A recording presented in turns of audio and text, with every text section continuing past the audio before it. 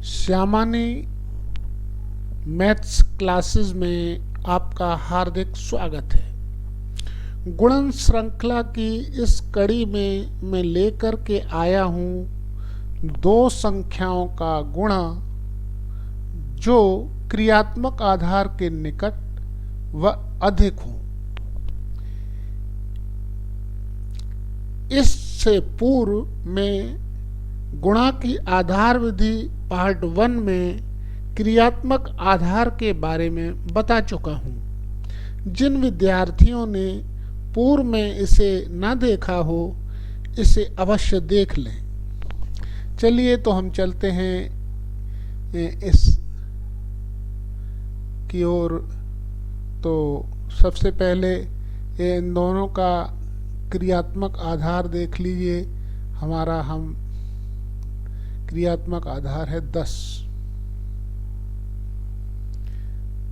तो 14 में से हम इसको 10 को माइनस कर देते हैं तो ये आ जाएगा 4, और 17 में 10 को माइनस कर देते हैं तो ये आ जाएगा हमारा 7। यहाँ लिख लेते हैं 4 और यहाँ लिख लेते हैं 7। ये दोनों प्लस के हैं, ठीक है। अब बीच में एक पार्टीशन लगा देते हैं। 7 चौको 28। चलिए यहाँ 28 आ गया। अब जो है, अब देखिए डायगोनली इन दोनों को हम जोड़ देते हैं। 14 और 7 जोड़ देंगे जब हम, तो आ जाएगा हमारा 21। यहाँ लिख देंगे हम 21। चूंकि 0 हमारा 0 1 है, इसलिए यहाँ एक ही अंक रहेगा। तो यहाँ एक ही अंक रहेगा, और 2 यहाँ कैरी के रूप में जब इधर जाएंगे तो यहाँ पर हो जाएंगे 21 और 2 23। इस तरह से ये हमारा 238 आंसर आ गया। आशा है आप समझ गए होंगे। फिर भी चलते हैं हम दूसरे एग्जाम्पल की ओर, ताकि आप पूरी तरह समझ जाएं। चलिए इसमें देख लीजिए, ये 109 है। इसका क्रियात्मक आधार होगा हमारा 100। 100 में से जब 100, ये सब कुछ लिखने की आवश्यकता नहीं पड़ती है,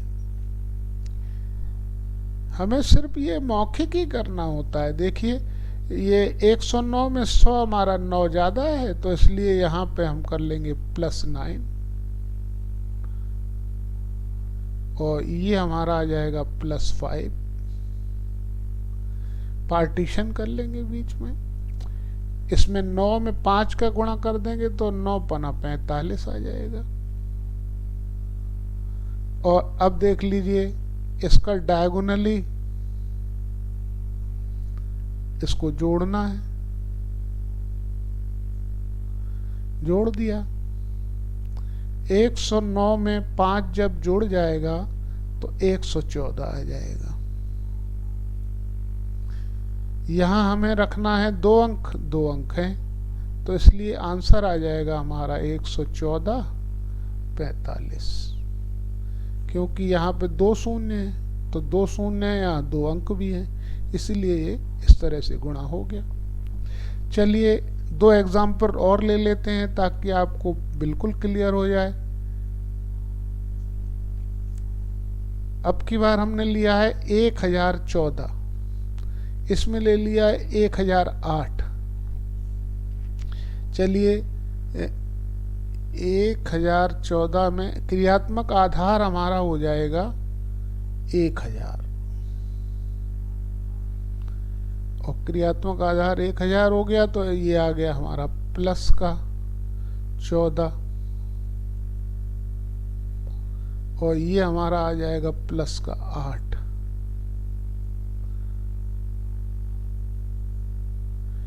अब ये 14 का 8 में गुणा करना है, 14 अट्ठे 112 आ जाएगा, यहाँ 112 लिख देंगे। अब आ जाएगा, इसमें हम जो है उसी तरह से इन दोनों का प्लस करना है, तो 14 और 8 22 हो जाएगा, तो ये हो जाएगा यहाँ पर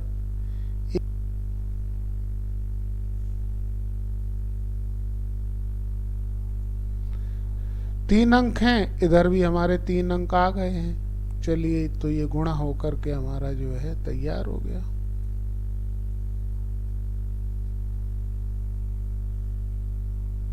आशा है आपको समझ में आ गया होगा। चलिए एक एग्जाम्पल और ले लेते हैं ताकि आपको ज़्यादा क्लियर हो जाए। इसमें भी क्रियात्मक आधार हमारा 1000 है। उसी तरह यहाँ पर लिख लेंगे +25, और इधर लिख लेंगे हम +2, बीच में पार्टीशन बना देंगे। 25 में 2 का गुणा करेंगे तो यहाँ आ जाएगा 50, 25 में, और इसको हम जब जोड़ेंगे तो हो जाएगा 1027। यहाँ पर देखिए 3 शून्य हैं, यहाँ 2 अंक हैं, तो यहाँ पे एक 0 बढ़ा लेंगे। अब देखिए इसका आंसर आ जाएगा,